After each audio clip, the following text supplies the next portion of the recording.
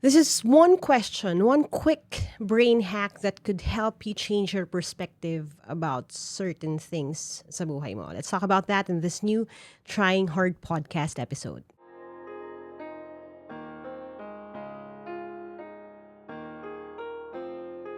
All right, welcome to a new episode of the Trying Hard with Lyqa podcast. If you haven't followed the podcast yet, go ahead and do that na. And welcome sa inyong lahat, whether you're watching this on Spotify, listening to it on Spotify, watching dito sa YouTube, or kung saan nyo man nakukuha ang inyong podcast. Welcome to the Trying Hard podcast community. We are a community of people who are not afraid to be called trying hard. And trying hard involves, sometimes tricking your brain into doing difficult things, or at least attempting to accomplish difficult things. And I was just really writing this sa journal ko a few months ago kasi someone asked me an odd question about AI. And it's fascinating sometimes when I also go back and revisit some of my thoughts. Paano ng AI, paano napunta dito? But let me explain, okay? This is a question that I'm going to pose sa inyo. And you can apply this sa multiple situations in your life.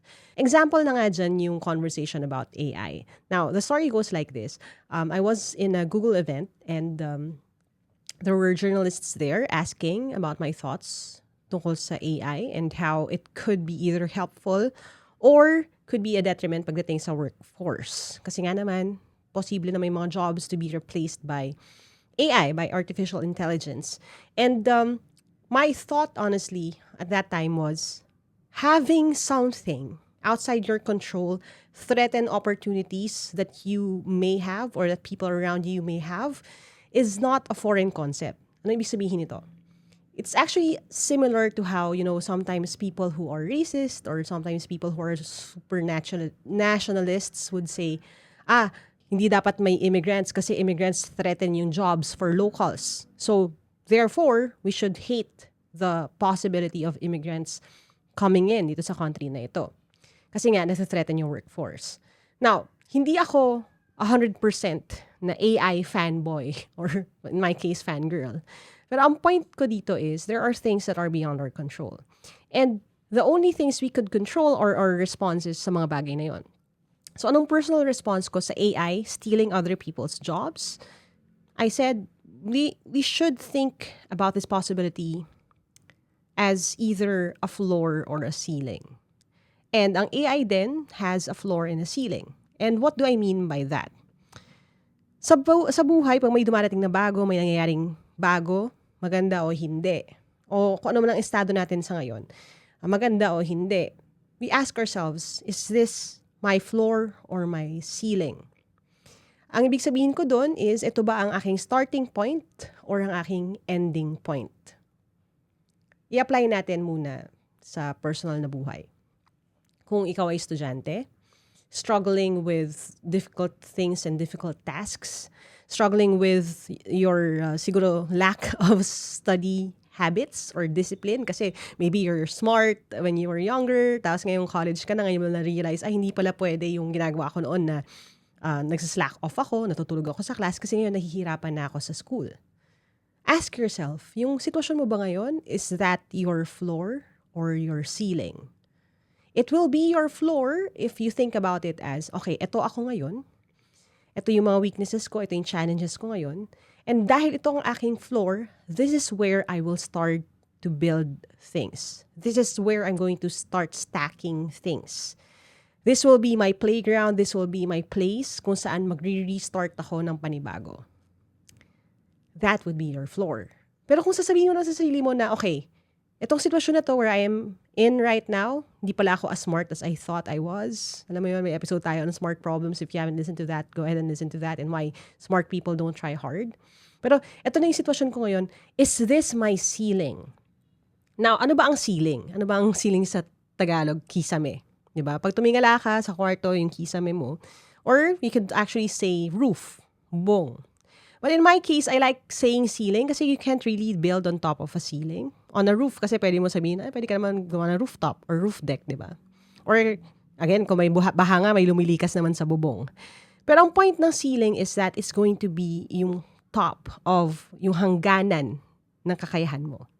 And if you say na, okay, I'm struggling right now with my studies, I'm having a hard time building study habits, building good habits, keeping to my New Year's resolution, and I say this is my ceiling, ang mangyayari would be, okay, nasa limit na ako. I cannot build on this. Instead, I will look at it as this is my cap. Sagad ko na to. Todo ko na to. And in many cases, when you recognize that, that's the time that you need to change things. You need to leave. You need to change the situation. Kasi ceiling na siya. Sukdulan na siya. So itong idea na to, itong thought process na, you ask yourself, is this my floor? Is this my ceiling? Floor or ceiling ba to? You can apply it sa multiple na sitwasyon. Floor or ceiling ba siya? Sa relationships, for example. If you are dealing with, say, kahit hindi naman jowa, no? Hindi naman required na romantic relationship ito. Kahit friendship, right?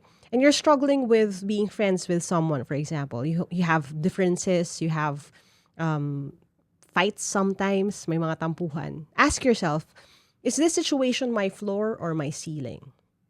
Kasi kung ang sagot mo ay floor, as in, okay, I can start dito sa kung nasaan ako, and then I'm going to build on this. I'm going to try new things. I'm going to adapt. I'm going to make adjustments. I'm going to tweak some of my behavior, some of the ways I speak or I behave to make it a better relationship, a better friendship. Then good. That just means you have some more gas in your heart, in your life to keep going. But if you ask yourself that same question, is this my floor or my ceiling? And you respond with, shucks, ito na pala yun. This is my ceiling. Like, I can't look at this anymore as a place to build. Nandito na ako sa sukdulan ko. Ceiling ko na to. I've done everything. I've given all I could. I'm at my ceiling pagdating sa friendship na ito. Then you start thinking of other ways again to address it. So again, that simple question, parang may switch siya sa brain natin ng nasaan na ba ako? Anong klaseng awareness ang meron tayo sa sitwasyon na to? Ako ba ay nasa point pa na kaya kong magbigay o nasa dulo na ako? Now, I'm not saying na every time you answer ceiling, you walk away. Because the truth of the matter is, there are times na you answer ceiling but you can't walk away. Let me give you an example. If you in life, hindi maganda yung sitwasyon mo, hindi ideal ang sitwasyon sa bahay, the family is messy, may sariling drama, sariling problems, sariling mga struggles sila. If your finances as a family, finances as a person, nasa baba siya ngayon, wala kang resources masyado. And you look at your situation, wherever you are, and you see, okay, and ask yourself, is this my floor or ceiling? And even if you tell yourself, na ceiling ko na to, last ko na to, di ba? Ayoko na ng ganito, sukdulan ko na to, pagod na ako. Hindi pa rin natin pwedeng sabihin kasi na, okay, dahil doon, magwawalwal na lang ako. Like, sirain ko na yung buhay ko, bahala na lahat. Kasi nasa sukdulan na ako eh. Kasi there is also a way of saying, I'm at my ceiling right now, but let me turn this into my floor. And I want you to understand na again, itong mga classifications that I share with you, itong mga ideas nito, okay, floor or ceiling, these are just openers. Ibig sabihin, nagsisimula lang tayo ng conversation. Hindi siya dulo ng conversation. Hindi ibig sabihin na ceiling ko na yung sitwasyon ko ngayon. Ito na yung sukdulan, lowest of my lows, pinakamalalang sitwasyon, hindi ko na kaya. Magkukwit na lang tayo. Because you still could take it a step further and say, okay, I know this feels like a ceiling for me, but let me change this ceiling into a floor. And I still recognize the fact that my family is messy, that I have limited finances, limited opportunities. It's a terrible situation. I see all of these things. Nasa floor ko pa rin sila. Nandito silang lahat. But let me change the way I think and turn this into my floor where I'll build upon.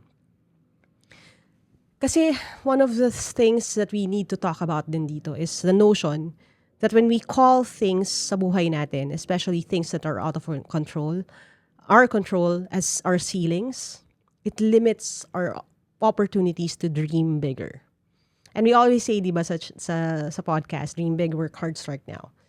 And the one thing I find harder and harder to teach other people is allowing them to dream bigger dreams. Kasi a lot of the times, you would encounter people out there in the real world who say this as if it were hard, stone-etched truth that, you know what? My family is bound to be messy. Hindi ako magpapamilya, hindi ako mag-aanak kasi parents ko, they're a mess. Ceiling ko to. Hanggang dito lang ako. I am a product of a broken family, for example. I'm part of a systematic, generationally cursed family. So hanggang dito na lang ako. At dahil dito, I will live my life as if this situation that I am in right now is the peak ng kaya kong gawin sa buhay. It's now my ceiling. Hanggang dito na lang ako. Beliefs like, alam mo, coach, mahina ako sa math. Mahina ako mula bata ako hanggang tumanda na ako. Hindi ko to ma-figure out. We look at situations like that and say, okay, ceiling ko to. Kasi mula bata ako ganun na. And we build our lives na hanggang doon na lang tayo. But the question, floor or ceiling, really is more of a lead into you, hopefully, realizing that some of the ceilings that we also drew for ourselves, tayo lang ang gumawa.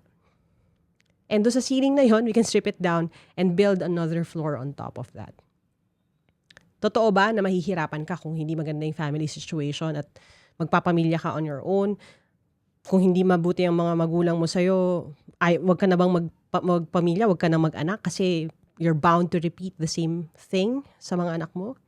Well, may possibility naman talaga na dadalhin mo yon into your future. But there's always a possibility then that you learn from those mistakes, that you turn those ceilings into floors and build on top of that. Kasi looking around, I've also met people who were parented, sabihin natin, by spectacular moms and dads. And the funny thing about it, I was talking about this the other day then with my sister. The funny thing about that is, hindi sila magkakamuka. Hindi lahat ng mga anak na outspoken, telling people na produkto sila ng magandang pamilya, their parents did a good job on them, they feel supported, they feel loved unconditionally. Yung mga magulang nila hindi naman magkakamuka ang sitwasyon.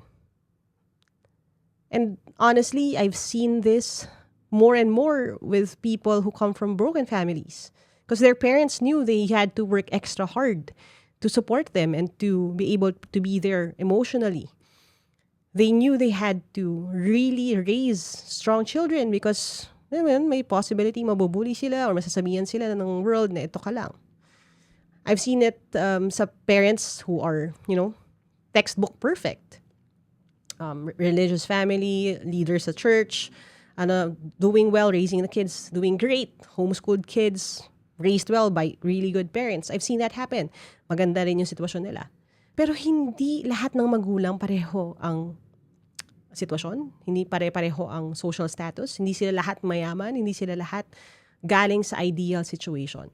But how were they able to choose for themselves the way that they would build their life after they leave their past? I think they may not have asked it this way, but they also thought about whether their situation is a floor or a ceiling. Is it something that would limit them, or is it something that they would start building on? Share ko lang sa inyo, really quickly, I wanted to push this episode out there. Kasi this is honestly, personally helping me a lot these days. I recently passed the LET and I think nasabi ko na rin naman doon sa mga previous episodes natin. But more and more, the question is really, is this my floor or my ceiling then? Easier to say na it's my ceiling kasi finally, di ba, okay, yan, those who say na, okay, you're not qualified to teach, you're not a teacher, at least now I have that, so accomplished na yan. It's a thing checked off my list. But in my heart, I know this is not my ceiling, this is just a floor.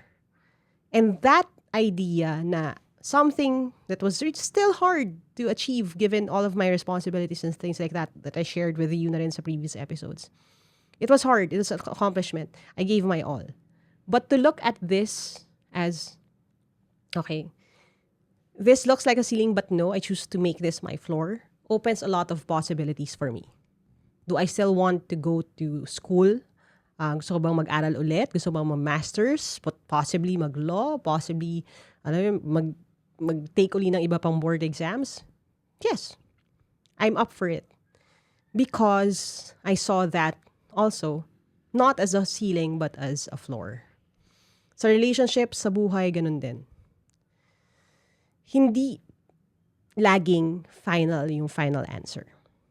So, I know this is the type of episode na I'm hoping na-express ko yung gusto kong ma-express as clearly as I could. But it really leaves more room for you to explore.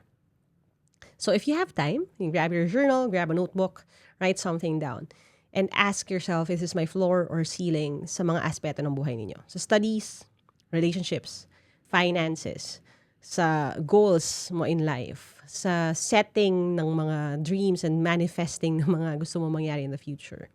Are these floors or ceilings? And what can you do to kind of change the way that you look at things? Now, kung may takeaway kayo sa episode na ito, not just the question of floor or ceiling, I hope it's this. I hope that anyone who finds this episode, listens to this episode, watches this episode, realizes that you have the permission to dream. May all these things that we perceive to be ceilings just open up other doors of possibilities. Keep building. Hindi naman bungalow ang buhay. And I'll talk to you next time. As we always say, dream big, work hard, start now. Don't let anyone who calls you a try hard keep you from actually trying hard. Subok lang tayo kaya sinusubok tayo, and I'll talk to you next time.